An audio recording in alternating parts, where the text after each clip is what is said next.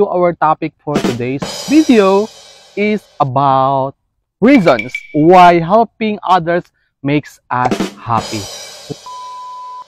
Number one, kindness toward others releases endorphins. What does it mean? When you do a good deed for someone else, your brain releases endorphins. What is endorphins? Endorphins are hormones that have pain-relieving properties. Think of it as your body's natural morphine.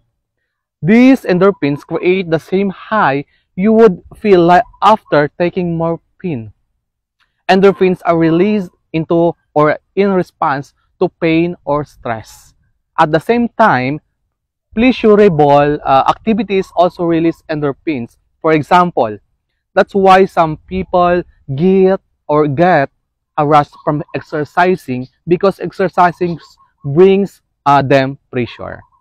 I know, no, it's wrong. Exercising brings them pleasure. In the same way, helping others brings you pleasure because of the release of endorphins. Helping others can provide you with the same rush as exercising. Because of this, you could say that endorphins make you feel good naturally. Number two, next, releases the love hormone. In addition to releasing endorphins, studies shown that altruistic acts also release other hormones like oxytocin. This hormone has been shown to elevate mood. For example, oxytocin is sometimes called the love hormone because it plays a part in trusting others and forming bonds. Incidentally, oxytocin or oxytocin is released when a mother is nursing her baby. It helps form the bond between mother and a baby. When you do good for others, you're increasing your oxytocin, which means your trust in others will strengthen as a result. More oxytocin means you experience more positive relationships, which makes you happy. Next, produces a calming effect. Along with oxytocin and endorphins, your brain releases serotonin when you help others. Serotonin is a neurotransmitter that your brain uses to pass messengers of well-being to rest of your body. Thus, serotonin helps regulate your mood to producing a calming effect. When your serotonin levels are normal, you feel emotionally stable, which produces this calming effect. Think of it as a balancing act. Lower serotonin means increased anxiety. Normal levels of serotonin mean lowered level of anxiety, which leads to calmness. Next, reduces stress. It will reduce stress. Your body's stress response is regulated by the hormone cortisol. During times of high stress, your body will release cortisol as part of the fight or flight response. High levels of cortisol can lead to blood sugar imbalances, decreased bone density and muscle tone, high blood pressure, and increased abdominal fat. The hormones like oxytocin, serotonin, and dopamine that are released when you help others work together to block cortisol in your body. In turn, this lowers your stress. In fact,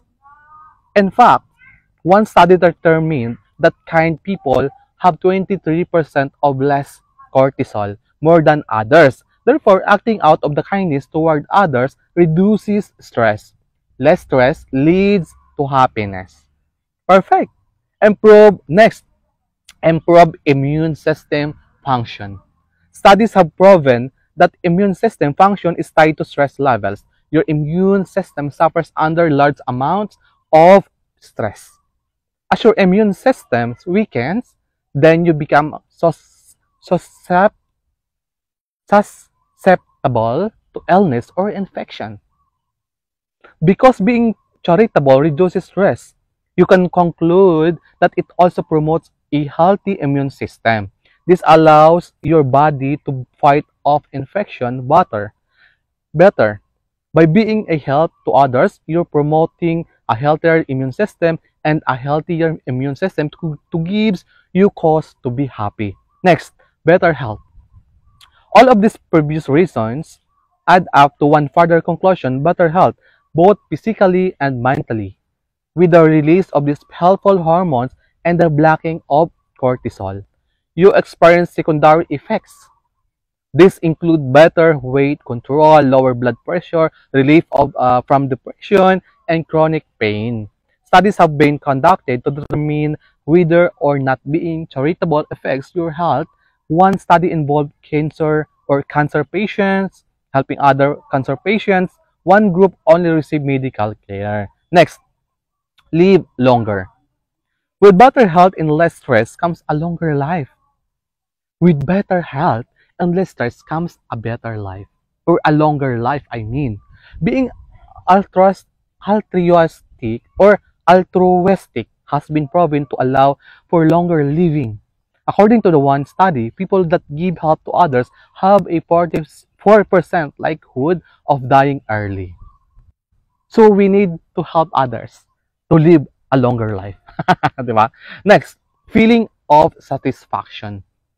When you help someone else, you know that you have done good.